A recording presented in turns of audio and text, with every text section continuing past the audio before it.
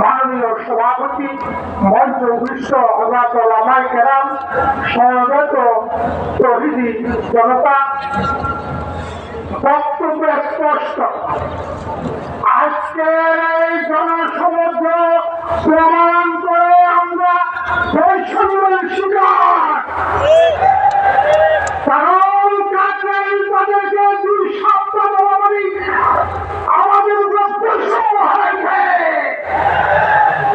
এবং